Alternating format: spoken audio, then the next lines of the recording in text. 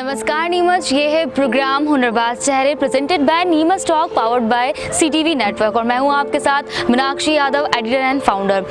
हर बार हुनरबाज चेहरे में आपको मिलाते हैं नीमच की एक और नई प्रतिभा से, नीमच के एक और नए टैलेंट से। तो आज जिनके बारे में मैं बात करने जा रही हूँ उनके बारे में ज़रूर आपको बताएंगे, लेकिन उससे पहले बात करते हैं एक और ख़ास चीज़ की कि फुटबॉल का क्षेत्र एक ऐसा क्षेत्र होता है जिसमें फिजिकल, टेक्निकल, साइकोलॉजिकल और प्रैक्टिकल जैसे तमाम खूबियों को ध्यान में रख के खिलाड़ी का चयन किया जाता है, खिलाड़ी को तराशा जाता है। लेकिन हमारा नीमच शहर एक ऐसा शहर है जहां फुटबॉल के खिलाड़ियों की गिनती नहीं की जा सकती है।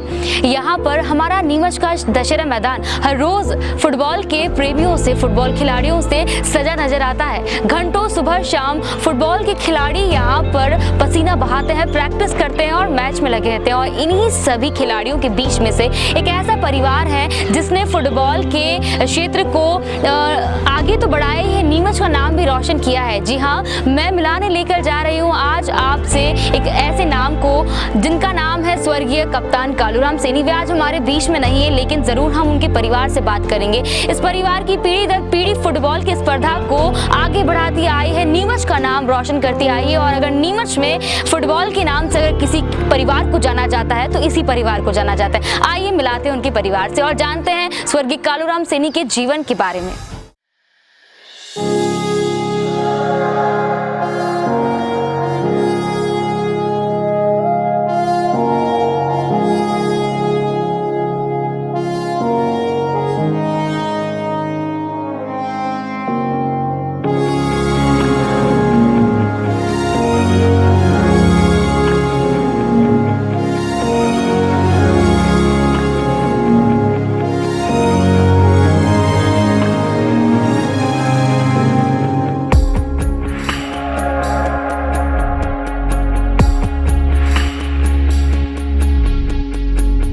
कहते थे लोग जो काबिल नहीं है तू, देंगे वही सलामियाँ। दिल थाम के जहाँ देखेगा एक दिन तेरी भी कामयाबियाँ। करके दिखा कमाल वो आके ज़मीं पे दे के जाए आसमां। शाबाशियाँ शाबाशियाँ शाबाशियाँ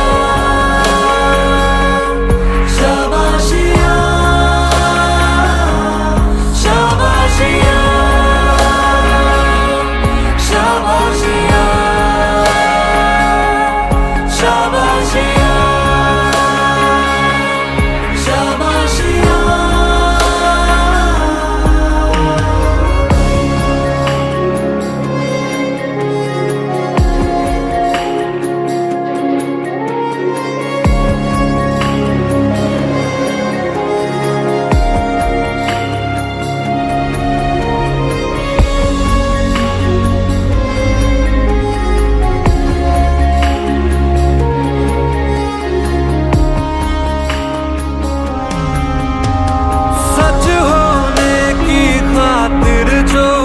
सपने कीमत मांगेंगे, जाग के रातें कीमत भर देना।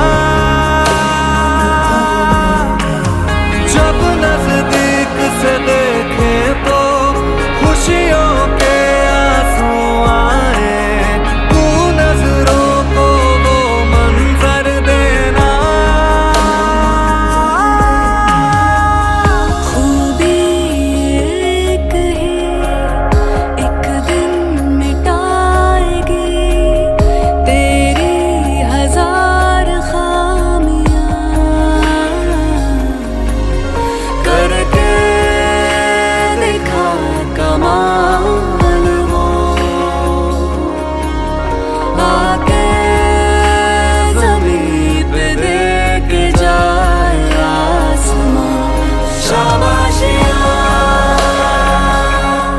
शाबाशियाँ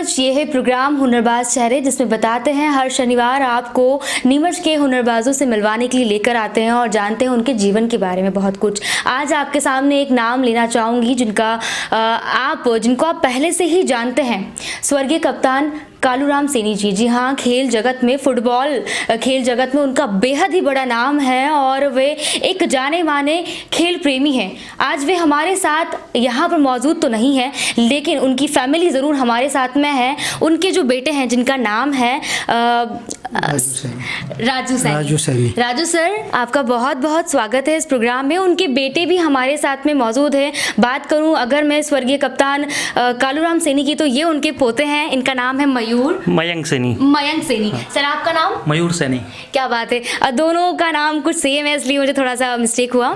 सर, हम लोग सबसे पहले जानना चाहेंगे आप इनके दादाजी के बारे में, कालूराम जी के बारे में। उनके जीवन का ये जो सफ़र था, जो उनको खेल से लगाव था, कब से, बचपन से ही था या बाद में आने के बाद उन्होंने खेल के अंदर अपना रुझान बढ़ाया, कैसे क्या रहा, आप बताएंगे?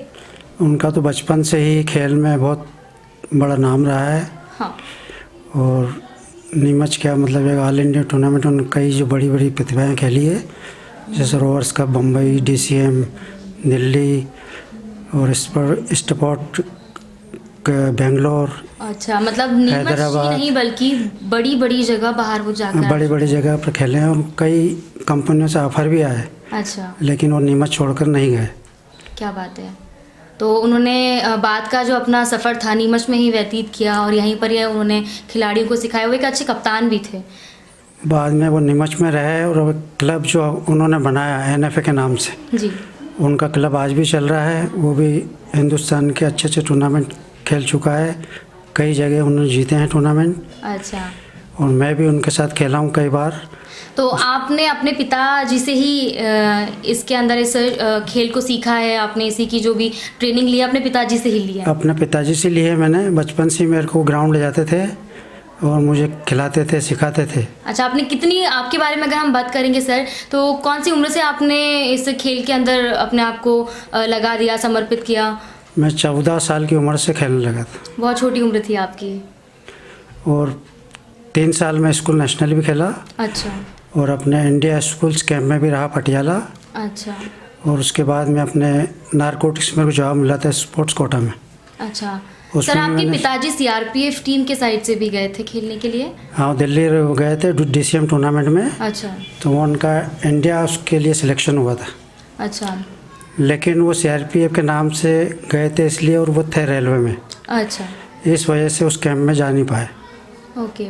तो सर, आपके बारे में अगर हम जानना चाहेंगे, तो आज आप आज भी खिलाड़ियों को ट्रेनिंग दे रहे हैं? आज भी हम मतलब हमारी टीम चला रहे हैं। NFA क्लब है जो, NFA क्लब, और उनके लड़के और कई लड़के दूसरे क्लब के भी आते हैं। अच्छा। तो उनको हम सिखाते हैं। तो सर, अगर मैं फुटबॉल खेल के बारे में अगर आपसे कुछ जानकारी लेना चाहूँगी, तो ये खेल में एक कहते हैं 11 लोगों की टीम होती है, उनको मैनेज करना और उस लायक खिलाड़ियों को बनाना, क्या सफ़र रहता है? खिलाड़ी तो जैसे ज़्यादा रहते हैं, 18 रहते हैं, 18 लेकिन जो हमें अच्छा लगता है, हाँ, कि हाँ भाई ये अच्छा खेलता है, उससे तो 11 खिलाड़ियों में उनको खिलाया जाता है। बहुत मेहनत लगती है सर इस खेल को? इसमें सबसे ज़्यादा मेहनत, सभी खेलों से ज़्यादा मेहनत इस खेल फुटबॉल में लगती है। पर देखा जाता है कि नीमच में फुटबॉल का बहुत ही ज़्यादा रुझान है खिलाड़ियों में। तो क्या लगता है आपको नीमच के बारे में कि क्या खिलाड़ी कितने, कौन से स्तर का कंपटीशन में जा चुके हैं या अभी भी जा ही रहे हैं, या किस तरह की मेहनत करते हैं? खिलाड़ी मेहनत तो बहुत करते हैं, लेकिन उसके लिए जॉब भी लगते थे पहले। जैसे रेलवे है, अपने नारकोटिक्स की टीम थी, अभी अल्कोलाइट की बना CCI फैक्ट्री थी। अच्छा। तो उसमें जॉब मिलता था, लड़के खेलते थे और भर्ती भी होते थे। अच्छा। सर, आपके पिताजी की और आपकी जॉब भी शायद स्पोर्ट्स कोटे में ही लगी है और इसी खेल को ही आपने आगे बढ़ाया और इसी वजह से ही शायद? हाँ, पापा की भी जॉब स्पोर्ट्स कोटा में लगी, पूरा परिवार ही सर। उसके बाद मैं भी, जैसे मेरे को रेलवे मतलब नारकोटिक्स में था, मैं रेलवे की तरफ से गया था। अच्छा। बिना अपॉइंटमेंट के। अच्छा। तो जब हम साउथ से कोयम्बटूर से खेल के आया, तो मेरे को रेलवे ने अपॉइंट कर दिया था। अच्छा। तो मैं भी रेलवे से उस टाइम में हूँ। अच्छा सर, आपका पूरा परिवार ही इसी खेल के क्षेत्र में है? परिवार, बच्चे भी, जैसे मयंक अपने जूनियर नेशनल खेला है, मयूर भी जूनियर नेशनल खेला है और आज भी खेलते हैं और क्लब के साथ रहते हैं, लड़कों के साथ। अच्छा सर, क्या शेड्यूल रहता है, क्या समय रहता है, कितने घंटों आप इस खेल को देते हैं, प्रैक्टिस करते हैं? अभी तो जैसे शाम को बंद हो गया अभी। अच्छा। जैसे कोरोना का ये चला उससे, तो लड़के सवेरे आते हैं 6:30 से 8:30 तक खेलते हैं अपने। अच्छा, नीमच में से अगर देखा जाएगा तो कितने क्लब हैं, कितने ऐसे ग्रुप हैं जो यहाँ पर खेलते हैं? अपने क्लब तो 26 क्लब हैं। 26 क्लब हैं। तो सर बाकी जो आसपास के क्षेत्र, बाकी आसपास के जो शहर हैं, उसके मुकाबले सभी लोग बोलते हैं कि नीमच में फुटबॉल प्रेमी बहुत है, तो क्या आप कहेंगे इस बात के बारे में? नीमच में फुटबॉल प्रेमी बहुत ज़्यादा है। ये टूर्नामेंट होता है जब पता चलता है कितनी पब्लिक आती है, मतलब बहुत शौक है उनको। तो सर आपके पिताजी के बारे में बोलेंगे, स्वर्गीय कालूराम जी के लिए, तो नीमच का नाम अगर फुटबॉल के क्षेत्र में जाना जाता है तो उन्हीं की वजह से जाना जाता है, तो क्या कुछ ऐसी यादें हैं जो आप हमसे शेयर करेंगे? नीमच से जैसे बाहर खेलने जाते हैं तो उनका नाम लिया जाता है कि अरे कालूराम की टीम आ गई। आज भी? आज भी। फिर बाद में हम बाप बेटे साथ खेलते थे, अरे बाप बेटे की टीम आई है। सर उस वक्त जब एक स्पोर्ट्स मैगजीन आया करती थी, उसका नाम सर आप बताएंगे? उसमें धर्मयुग में आया था हमारा। तो धर्मयुग में उस वक्त बाप और बेटे दोनों का ही इतना बड़ा लेख उसमें लिखा है, पूरे जीवन के बारे में, उनके खेल के बारे में और उनके टैलेंट के बारे में। हम ज़रूर आपको बताएंगे आगे इस इंटरव्यू के माध्यम से। सर उस वक्त इस न्यूज़ के अंदर, इस मैगजीन के अंदर न्यूज़ आना बहुत बड़ी बात हुआ करती, तो कैसा लगा आपको? हमें बहुत अच्छा लगा था और लोगों ने, कईयों ने पढ़ा, उनको भी अच्छा लगा था। सराहना हुई। उस टाइम फ़ोन वगैरह तो कभी मिलते तो बधाई देते थे। हाँ हाँ हाँ। सर कहा जाता है कि जब कोई विधा होती है, कोई एक्टिविटी होती है, कला होती है, तो सभी के मन में एक क्वेश्चन होता है कि हम इसे कमा नहीं सकते हैं, इस क्षेत्र में आप आगे क्या करेंगे? लेकिन आप एक जीता जागता उदाहरण हैं इस बात का कि आपने अपने इस कला से ही, स्पोर्ट्स में ही आपको जॉब मिली, आपका पूरा परिवार इसी के अंदर ही जॉब कर रहा है। तो किस किस की क्या क्या जॉब है, कहाँ लगे, आप बताएंगे ताकि जनता इसके बारे में ज़रूर जाने कि आपकी कला ही आपका कमाई का माध्यम हो सकती है, आपका भविष्य का माध्यम हो सकती है। मैं तो अभी डिप्टी सिटाई पद पे था रेलवे में। हाँ। अभी 2019 में जनवरी में रिटायर हुआ मैं जी। और छोटा भाई है जो भी वेस्टर्न रेलवे खेलता था। अच्छा। उसके अभी 2-2.5 साल है रेलवे में, वो इसमें अपने बुकिंग क्लर्क है यहीं पर नीमच में। हाँ, और आपके दोनों बेटे भी सर इसी के? और दोनों बेटे जॉब कर रहे हैं, ज्ञानोदय इंटरनेशनल हाँ, स्कूल में है, वहाँ पर वो कोच हैं। और एक जावरा के पास क्या पिपलोद में स्पोर्ट्स ऑफिसर है। अच्छा, तो सर क्या खुशी का ठिकाना रहता है, नहीं रहता है? ये बहुत अच्छा एक हम लोगों को जानकर भी ऐसा लगता है कि पूरा परिवार ही इस खेल के क्षेत्र में समर्पित है और नीमच की ही एक ये ऐसी फैमिली है जो खेल प्रेमी परिवार के नाम से जानी जाती है, प्रसिद्ध है, फेमस है। सर बेटों के बारे में क्या कहेंगे कि जब बेटे बड़े हुए तो आपने उनको प्रेशर डाला कि आपको इस खेल को खेलना है, सीखना है, या इनका रुझान अपने आप आपको देख के और दादाजी की वजह से? हमने नहीं डाला, इसकी मम्मी ने डाला। मैंने ये पहले पढ़ाई में थे, जैसे MBA कर रहा, हाँ। इंदौर पढ़ रहा था, एक उदयपुर से स्पोर्ट्स ऑफिसर का करा इनने। हाँ हाँ। तो इनको कभी नहीं बोला, इनके मर्ज से ही बाद में खेलने लगे जब हमने इंटरेस्ट लिया इसको। अच्छा। कि प्रैक्टिस करो, बढ़िया खेलो। क्या बात है। कहा जाता है कि अगर घर के अंदर कोई जॉब में है और अलग अलग क्षेत्रों में है तो जिसको जिस क्षेत्र में जाना है वो उस क्षेत्र में जाता है, लेकिन ये परिवार ऐसा है कि दादाजी के बाद पापा और पापा के बाद बेटों ने भी उसी खेल को और उस स्पर्धा को आगे बढ़ाया। बात करते हैं मयंक जी से। सर क्या कहेंगे कि आप एक ऐसे परिवार से हैं जो पूरे नीमच में फुटबॉल के लिए खेल परिवार के नाम से फेमस है? बिल्कुल। फर्स्ट ऑफ ऑल तो मैं बताना चाहूँगा कि हमें जब बचपन में थे तो हम देखते थे कि पापा को खेलते हुए देखते थे, दादाजी का नाम सुनते थे, कहीं पर भी जाते थे कप्तान नमस्ते बोलते थे दादाजी को, तो हम सोचते थे कि हम ऐसी कौन सी फैमिली से बिलोंग करते हैं, हम समझ नहीं पाते थे। अच्छा। तो जब हम धीरे धीरे बड़े हुए तो वो चीज़ हमें पता चला कि हम किस लेवल के खिलाड़ियों के घर में हम जन्मे हैं। तो जैसा कि एक छोटा सा उदाहरण दूंगा, जब मैं इंदौर में था तो BBA के साथ साथ मैं कॉम्पिटिटिव एग्जाम की तैयारी कर रहा था। तो मैं जब वहाँ से MP के लिए अपना खरीद के लाया था तो मैंने सबसे पहले कुछ नहीं सोचा, किसी की हिस्ट्री नहीं निकाली, मैंने सबसे पहले फुटबॉल जगत ही निकाला। मैंने फुटबॉल में उसमें लिखा हुआ रहता था अक्सर के फुटबॉल के फेमस प्लेयर, प्रसिद्ध प्लेयर। तो मैंने ला देखता हूँ मैंने जैसे ही पेज खोला तो मैंने सब देखा, क्रिकेट, बास्केटबॉल, फुटबॉल जैसा ही देखा। तो फुटबॉल में मैंने जैसे ही वो खोला तो उसमें ये बहुत गौरव की बात है हमारे नीमच के लिए कि उसमें जो दादाजी स्वर्गीय कालूराम जी सैनी का नाम था, पापा राजू सैनी का भी नाम था, और साथ में 1-2 प्लेयर और थे अपने नीमच के, उनका भी नाम था। तो मैं यही सोचता रहा कि मैंने जब यहाँ कॉपी लाया मैंने ये क्या है, और जब मैंने ये नेट पर सर्च करा तो 2 बार ऐसे क्वेश्चन भी आए रिलेटेड टू एमपी में कि उस टाइम इनमें से कौन सा जिसमें ऑप्शन में एक बार पापा का नाम था, एक बार प्रहलाद अहिर का अंकल का नाम था। तो ऐसे करके मुझे बहुत खुशी हुई इस बात की कि मैं ऐसी फैमिली से बिलोंग करता हूँ। ये तो आपके लिए ही नहीं बल्कि पूरे नीमच के लिए गर्व की बात है। और तो फिर आपने उसी वक्त ही ठाना कि अब मुझे भी इसी स्पर्धा को आगे बढ़ाना है। जी, उसके पीछे भी एक स्टोरी एक्चुअली कि हमारे घर में 10-12 के बाद अक्सर ऐसा हुआ करता था कि दादाजी भी ऐसा हाई लेवल का खेलते थे, उनकी भी जॉब लग जाती थी। पापा भी खेले तो उनकी भी जॉब लग गई। तो हमको भी बचपन से यही सोचना था कि बस खेलना है और जॉब लगना है। मगर कभी कभार ऐसे सोचने में आ जाता था कि यार इनके घर में सब रेलवे में, सब गवर्नमेंट जॉब है, मगर ऐसा कोई हाईली एजुकेटेड नहीं है। तो तब मैंने ये सोचा था कि मैंने नहीं यार, सबसे पहले मैं ये चीज़ को मिटाऊंगा, पढ़ाई कंप्लीट करूँगा। इसलिए मैंने यहाँ से आफ्टर 12th नेशनल खेलने के बाद मैं इंदौर गया, IPS से BBA किया मैंने। वहाँ पर मैंने यूनिवर्सिटी में भी हुआ था मेरा। देन उसके बाद मैंने MBA भी वहाँ से करा एक्रोपोलिस से। जब वहाँ पर करने के बाद मैं वापस आया तो मेरे मैं एजेंसी मैनेजर में लाइफ इंश्योरेंस की जॉब की। तो क्योंकि मैंने जाहिर सी बात है BBA MBA करा था। तो हुआ ये करता था कि जब मैं BBA MBA करने के बाद जॉब भी मिल गई, मुझे अच्छी खासी सैलरी भी थी। तो बट यहाँ पर जब मैं नीमच आया तो वापस से मेरे को एक बोल सकते हैं ये सारी चीजें आपको वापस खींचने लगी। तो मैं सुबह जाता इनके साथ प्रैक्टिस करने 6, साढ़े 6, 7 बजे। तो हुआ ये करता था कि मैं वहाँ जाता तो मेरी कितनी बार ऐसा हुआ करती थी कि 9:15 बजे, 9:30 बजे हडल मीटिंग हुआ करती थी एज ए ब्रांच मैनेजर के साथ। तो मैं कितनी बार ऐसा होता था सर कॉल ही करते रहते थे और मैं ग्राउंड पे ही रहता था। क्या बात है, ये सुनकर बहुत ही अच्छा लगा। जिन भी लोगों की भ्रांतियां हैं, जिन भी लोगों की ऐसी सोच है कि अगर जिस फैमिली से सभी लोग निकले हुए हैं एक ही चीज़ में तो हम लोग भी उसी को फॉलो करें, लेकिन जो मयंक जी हैं उन्होंने उसको बदल कर बताया है। अपना एजुकेशन को कंप्लीट करने के बाद ही वो अपने इस खेल क्षेत्र को आगे बढ़ा पाए हैं। बिल्कुल। तो सर अभी आप क्या जॉब कर रहे हैं और कहाँ जॉब मैं कर रहे as a Gyanodaya international school में फिजिकल एजुकेटर हूँ। और प्लस फुटबॉल कोच भी हूँ और प्लस दादाजी के नाम से एक एकेडमी भी रन करता था। बट अभी एज ए कोरोना की वजह से मैंने वो एकेडमी अभी बंद कर रखी है। अच्छा। तो आज भी नीमच में बहुत सारे कॉम्पिटिशन्स होते हैं, आप बच्चों को सिखाते हैं और ग्राउंड तक भी लेकर जाते हैं। बिल्कुल ये पापा और दादाजी का आशीर्वाद ही है जो मुझे जब भी ऐसी कोई ट्रायल्स होती है, जैसे स्कूल ट्रायल्स होती है, ओपन ट्रायल्स होती है, तो उसमें एज ए सिलेक्शन कमेटी में बिठाया जाता है। तो as a under 14, under 17, under 19 में एज ए मैं कोच रहा हूँ कि तब अपनी अंडर 17 में भी फर्स्ट पोजीशन लगी है। अभी रिसेंटली लास्ट ईयर में अपनी जो टीम हुई थी उसमें एज ए सिलेक्शन कमेटी में भी था, तो उसमें अंडर 19 का 2nd पोजीशन वहाँ लगा था छिंदवाड़ा में। और थर्ड पोजीशन अपना अंडर 17 का नीमच में लगा था।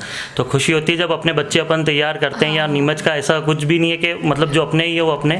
लेकिन आपका तो पूरा परिवारी क्षेत्र में सर, आप देखते होंगे कि नीमच में और भी ऐसे बच्चे हैं जो अभी से ही फुटबॉल की ट्रेनिंग ले रहे हैं। तो क्या आपको लगता है नीमच में इतने अच्छे कोच हैं और इतनी अच्छी एकेडमीज नहीं हम लोग कह सकते हैं, लेकिन फिर भी यहाँ के जो कोच है वो बच्चों पर मेहनत बहुत करते हैं, तो बच्चों का रुझान और बच्चों का इंटरेस्ट कितना आपको देखने को मिलता है? बिल्कुल। आप जैसे मैं बताऊंगा तो सबसे खुशी की बात यह है कि अपने 26 क्लब्स में से जैसे दादाजी के टाइम से अभी तक हम देखते आ रहे हैं। तो ओवरऑल हर टाइम अपने नीमच से संतोष ट्रॉफी कोई ना कोई खेलता आया। अच्छा। तो ये एक सबसे बड़ी अपने उपलब्धि की बात है नीमच के लिए। सर पहले जो फुटबॉल मैच हुआ करते थे तब के नियम अलग हुआ करते थे, तो तब के फुटबॉल मैच में और अभी वर्तमान के फुटबॉल मैचेस में कुछ चेंजेस हैं या कुछ नियमों में? नहीं, ऐसा कुछ नहीं है। 17 लॉज स्टार्टिंग से टाइम से ही बने हुए, जो अभी तक है उसमें छोटे मोटे चेंजेस हुआ करते हैं। तो वो एज ए हमें अपडेट करवा देते हैं नेट के थ्रू। तो छोटे मोटे चेंजेस होते हैं, मगर जो रूल्स एंड रेगुलेशन है वो अकॉर्डिंग टू फीफा जो अपना फेडरेशन है इंटरनेशनल, उसके 17 लॉज के अकॉर्डिंग ही चलता है। तो आप अभी कौन कौन से क्लब में अभी आप ट्रेनिंग दे रहे हैं? एज ए तो मेनली अपना जो NFA और यंगस्टर है, तो एज ए मैं प्लेयर भी खेलता हूँ और प्लस जी हम सिखाते भी हूँ और स्कूल में भी। क्या बात है। तो अभी कितने ऐसे स्टूडेंट हैं, ऐसे कितने खिलाड़ी हैं जो अभी ट्रेनिंग ले रहे हैं? नियर अबाउट 30 स्टूडेंट्स रहते हैं मेरे पास अभी। जैसे मैंने बताया कि में स्टूडेंट्स के अलावा भी पेरेंट्स का भी क्या रुझान रहता है, बच्चों को उतना सपोर्ट करते हैं? बिल्कुल बहुत अच्छे से सपोर्ट करते हैं, क्योंकि मैं जहाँ एकेडमी चलाता था अभी, जैसे अभी तो मैंने बंद कर रखी, तो उसमें कई बार ऐसा होता था कि बहुत सारे ऐसे पुअर फैमिली से बिलोंग करते हुए आते थे। तो मैं खुद ही इस घर से बिलोंग करता हूँ जहाँ पर टॉप टू बॉटम आए दादाजी पापा। तब हमने एक आप किसान फैमिली से हैं, अगर हम लोग अगर देखा जाए तो दादाजी से पहले जो दादाजी के पापा थे वो किसान फैमिली से बिलोंग।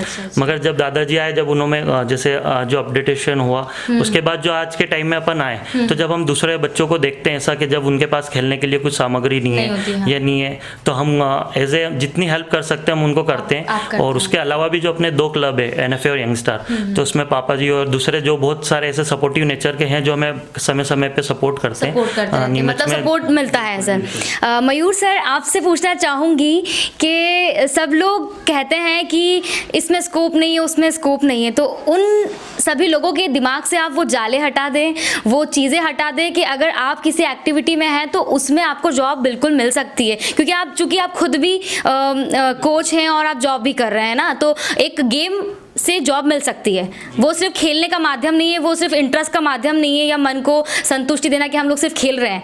बोलते हैं ना सब लोग एक्टिविटी मानते हैं, तो आप क्या कहेंगे इस बारे में? मैं यही कहना चाहूँगा कि अगर सब लोग ऐसा सोचते हैं तो उससे पहले सब हमारी फैमिली को देखें। बिल्कुल, तो आपको खुद ब खुद ही आंसर मिल जाएगा। आप क्या देखते हैं बच्चों में, और आज अगर आप फुटबॉल को किस क्षेत्र से देखते हैं, किस नज़रिए से देखते हैं, नीमच में क्या इंटरेस्ट है, लोग कितना पसंद करते हैं, कितना नहीं करते हैं, और ख़ास बात ये कि क्या यहाँ पर अभी इतनी सुविधाएँ हैं? यहाँ पे बच्चों में क्रेज़ तो बहुत है फुटबॉल का। मतलब गली गली मोहल्लों मोहल्लों में क्रेज़ है। जहाँ देखोगे आप आपको फुटबॉल मिलेगा ही मिलेगा जी। और इसमें स्कोप तो मतलब मिलेगा ही आपको। बिल्कुल। हाँ, और खेलने की सुविधा है, ग्राउंड और ये सब चीज़ें अगर हम सुविधा है। अभी यहाँ ग्राउंड में आप देखेंगे लाइटें भी लग गई हैं, थोड़ा ग्रास फील्ड चल रहा है, थोड़ा मेंटेन। पहले था या अभी हुआ है? अभी हुआ है सब, पहले नहीं था। पहले लाल मिट्टी का ग्राउंड था यहाँ। अच्छा। अभी लाइट्स का काम हो गया है। और आप देखेंगे आसपास मतलब उन्होंने जिम लगा रखी है। ओके, मतलब काफ़ी अच्छा है। एक और बात सर लास्ट में कि पेरेंट्स का रुझान होना चाहिए। ये चीज़ें ऐसा नहीं है कि आप बड़े हो जाते हैं, एजुकेशन को कंप्लीट किया और फिर सोचते हैं कि हाँ अब हम लोगों को जाना है। मुझे लगता है कहीं ना कहीं बचपन से ही अगर हमें रुझान होता है तो पेरेंट्स को पुश करना चाहिए, बोलना चाहिए उनको एकेडमीज ज्वाइन, क्योंकि पहले ये सुविधाएँ नहीं होती थी पर अब है। हाँ, तो बिल्कुल मैं ये चीज़ मैं बताना चाहूँगा कि ये वही रूम है जिसमें हम जब छोटे छोटे रहते थे जब आते थे तो दादाजी यहीं बैठे रहते थे और वो हमें बताते थे कि बेटा ये हाफ वॉली होती है, ये वॉली शॉट होता है। तो मैं यही कहना चाहूँगा उन पेरेंट्सों को कि अगर उनका इंटरेस्ट है उसमें तो उनका एज ए सपोर्ट करके उनको आगे बढ़ाएं, क्योंकि अब पहले के टाइम में हो सकता है कि एज ए कोच नहीं होते थे, मगर आज के टाइम में जैसे अपन कोचिंग लेवल की बात कर रहे थे तो अपने नीमच में ही अभी D लाइसेंस कोच सर्टिफिकेट होता है, जिसमें हम वो पहले 9 बंदे गए थे यहाँ से, 9 गए थे जिसने D लाइसेंस कोच करा था। उनमें से 2 तो हम भाई थे और बाकी और नीमच के ही थे, 7 जने और थे। तो उसके अलावा अब डे बाय डे यहाँ पर बहुत अच्छा एक इम्प्लीमेंटेशन देखने को मिला है एज ए कोचिंग लेवल पे भी। तो हालांकि मैं इतना बड़ा कोच भी नहीं हूँ, एज ए इतना बड़ा प्लेयर भी नहीं हूँ, बट मैं उनके नाम को ही थोड़ा बहुत कोशिश करता रहता हूँ आगे बढ़ाने की। नहीं, ये तो बहुत खुशी की बात है। आप कोशिश नहीं कर रहे हैं, आपने उतना करके बताया है। अगर आप इस रूम की तरफ नज़र डालेंगे तो आपको चारों तरफ ट्रॉफीज़ दिखाई देगी, सर्टिफिकेट्स दिखाई देंगे, और ये होना अपने आप में बहुत बड़ी बात है। ये एक ऐसी फैमिली है जहाँ पर एक नहीं, 2 नहीं, इतने सारे लोग हैं जहां आपको फुटबॉल प्रेमी दशहरा मैदान में हमेशा एक ऐसा मैदान है हमारे यहाँ पर जब मैच और खिलाड़ी खेलते ही रहते हैं, घंटों पसीना बहाते रहते हैं, लेकिन ये एक ऐसा परिवार है, केवल एक नहीं, यहाँ पर सारे परिवार के लोग ही इसी क्षेत्र में सुविधा को आगे बढ़ा रहे हैं। और फिर से एक और नाम दोहराना चाहूँगी जिनकी वजह से नीमच बहुत फेमस है, जिनकी वजह से नीमच जाना जाता है, स्वर्गीय कप्तान कालूराम सैनी, जिनके नाम से अच्छे अच्छे खिलाड़ी उनको आज भी याद करते हैं। तो जाना आपने इनके परिवार से मिलकर उनके जीवन के काल के बारे में, उनके बेटे के बारे में और उनके पोते के बारे में। फिर मिलाएंगे हुनरबाज कार्यक्रम में आपको किसी और नीमच की प्रतिभा से। तब तक के लिए इजाजत दीजिए, नमस्कार। नीमच में फुटबॉल जगत के भीष्म पिता, द ग्रेट फुटबॉल प्लेयर, साथ ही फुटबॉल की स्पर्धा के अंदर जाने माने कप्तान, स्टेट लेवल फुटबॉल प्लेयर और भी पता नहीं किन के नामों से स्वर्गीय कालूराम सैनी को जाना जाता है। नीमच सहित नीमच के बाहर भी सभी आज भी उन्हें याद करते हैं। इसी के साथ साथ में अगर बताएं तो रेलवे की जॉब के साथ साथ उन्होंने 5 साल तक रेलवे फुटबॉल प्रतियोगिता में नीमच को जीत हासिल दिलाई है, और साथ ही ऐसे बड़ी टीम जिसमें जाने के लिए जो फुटबॉल प्रेमी है, जो फुटबॉल प्लेयर है और अच्छे प्लेयर्स जाने के लिए भी सपना देखते हैं, उनके ऑफर आने के बाद भी कालूराम सैनी ने उन पर ध्यान नहीं दिया और नीमच का मोह नहीं छोड़ा। तो ये है हमारे नीमच के हुनरबाज, ये है हमारे नीमच का टैलेंट, और यही है ऐसे लोग जिन्होंने नीमच की शान आन बान में 4 चांद लगाए हैं। तो नीमच मेरी जान, फिर मिलेंगे अगले हुनरबाज कार्यक्रम में अगले नीमच के टैलेंट से, दिखाएंगे आपको नीमच की बहुत सारी प्रतिभाओं को और मिलाएंगे उनके परिवार से बताएंगे उनके जीवन के बारे में। तब तक के इजाजत दीजिए, देखते रहिए हुनरबाज कार्यक्रम। Love Neemuch, like Neemuch and proud Neemuch.